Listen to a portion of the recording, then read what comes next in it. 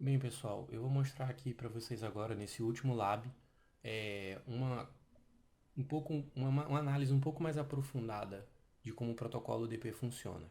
A gente vai ver nesse último lab uma comunicação entre um cliente e um servidor DHCP.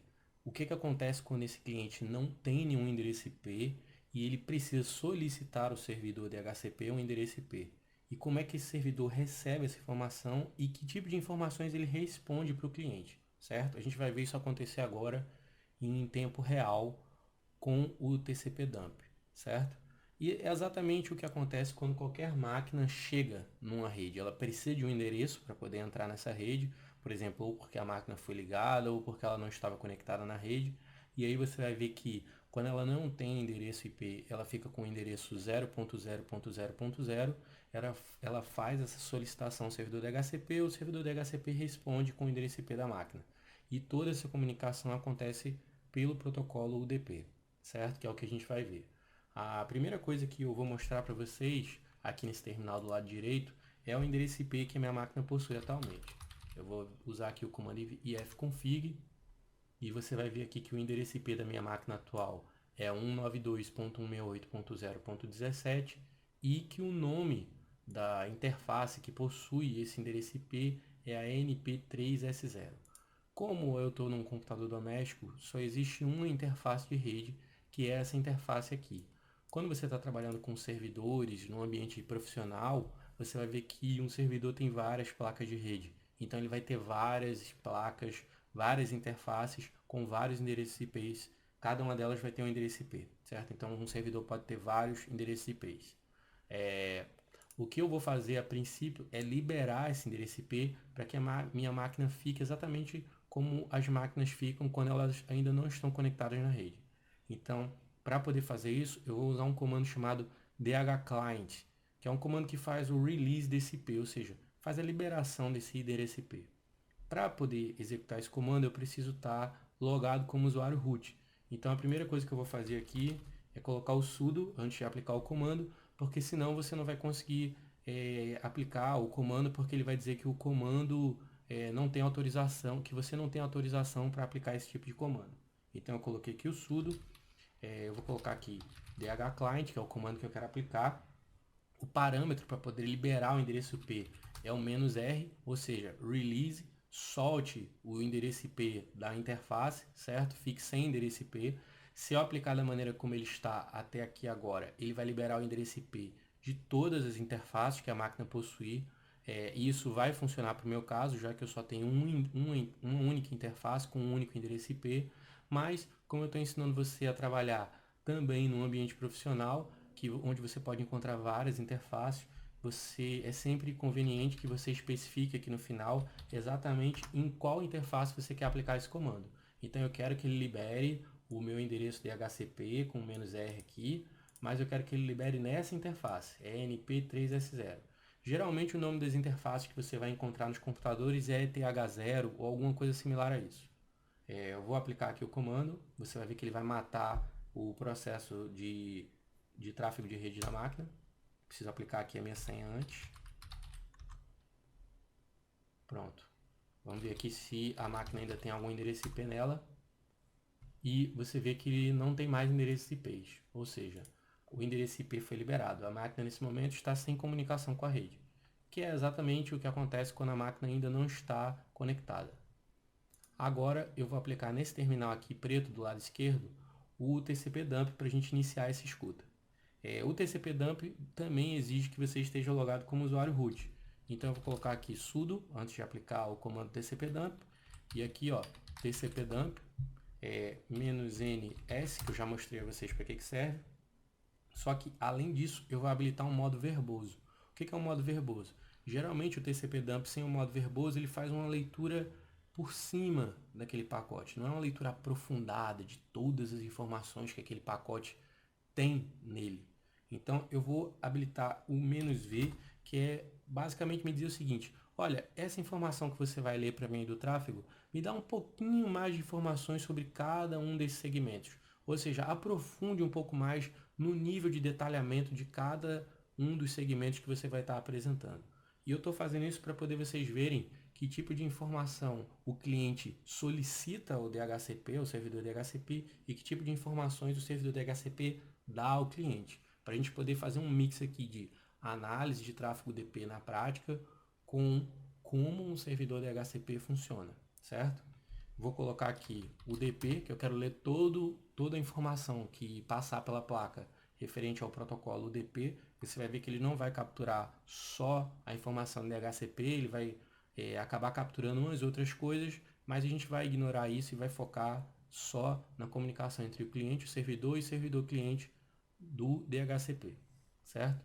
Então eu vou habilitar aqui e já vou deixar pronto aqui também o comando que pede um novo endereço IP ao servidor DHCP, que é sudo dhclient e só. Colocando isso aqui e sim, para qual interface eu quero solicitar um novo endereço.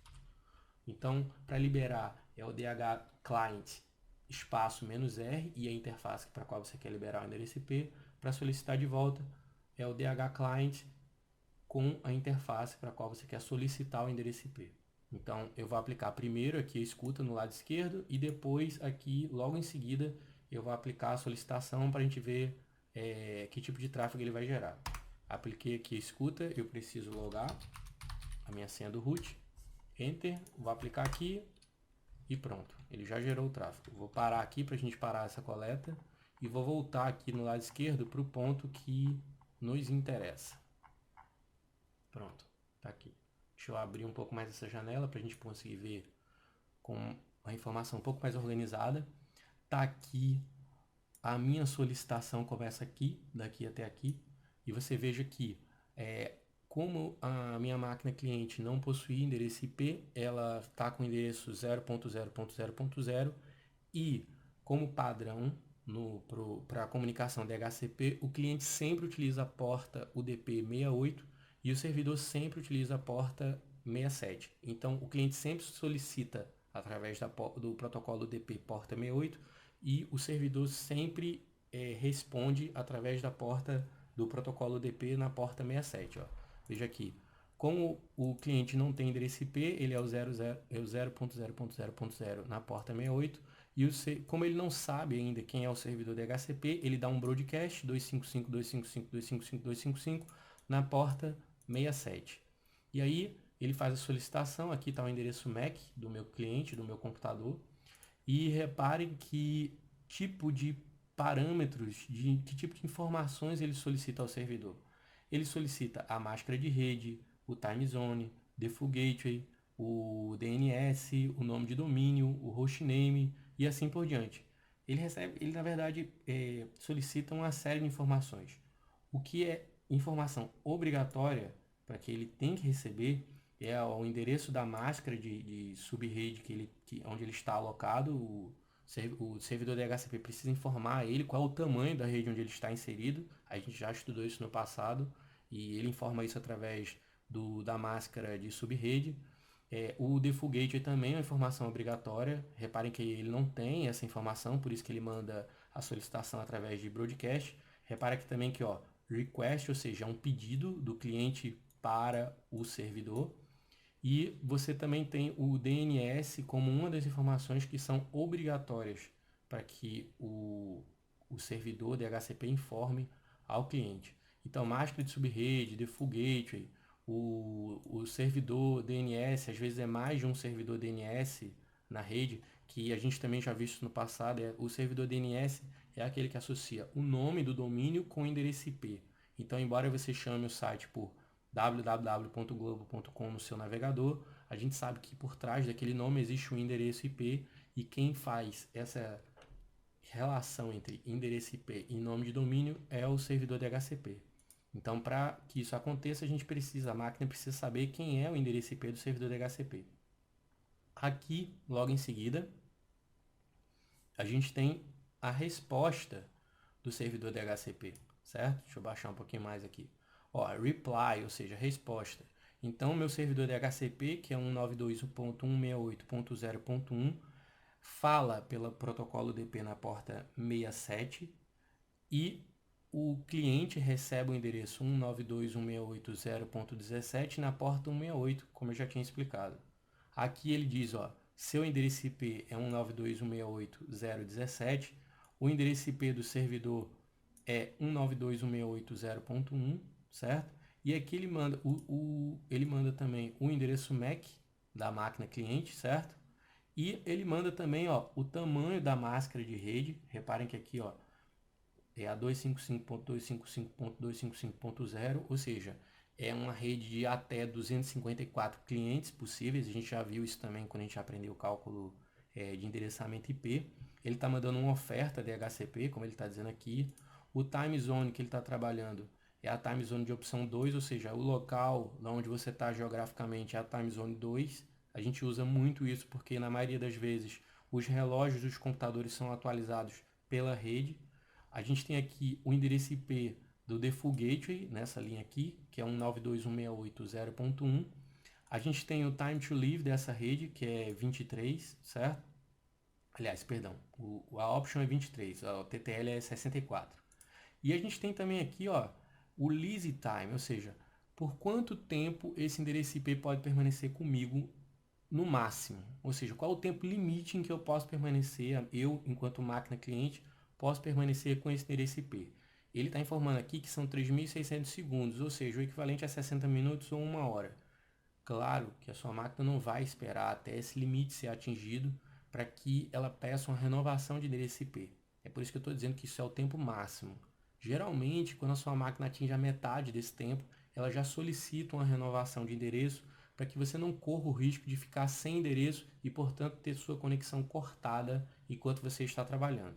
Então, aqui a gente vê o leasing time e a gente vê também, ó, aqui embaixo, os endereços IPs, como eu disse, podem ser mais de um, dos servidores DNS.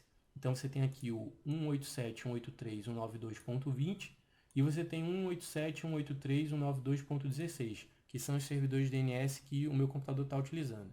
Geralmente é mais de um, para que novamente você não corra o risco de ficar inoperante na rede, ficar sem acesso, caso um desses servidores caiam. Afinal de contas, embora você saiba o nome de vários sites para qual você navega, ninguém sabe isso decorado. Os números e IPs associados a esses nomes, ninguém sabe decorado. Então você precisa ter sempre um servidor DNS por trás para estar fazendo essa tradução para você à medida que você chama os sites no seu navegador, certo? Então, é exatamente assim, no detalhe e na prática, como o protocolo DP funciona em se tratando de comunicação cliente-servidor DHCP. Eu espero que tenha ficado claro, que vocês tenham entendido bem, mas caso alguma parte não tenha ficado muito claro ou tenha restado alguma dúvida, vocês utilizem os comentários do vídeo para poder postarem lá suas dúvidas e à medida que elas forem surgindo eu vou respondendo ou talvez até ela já tenha sido respondida por uma pergunta de uma outra pessoa. Até mais!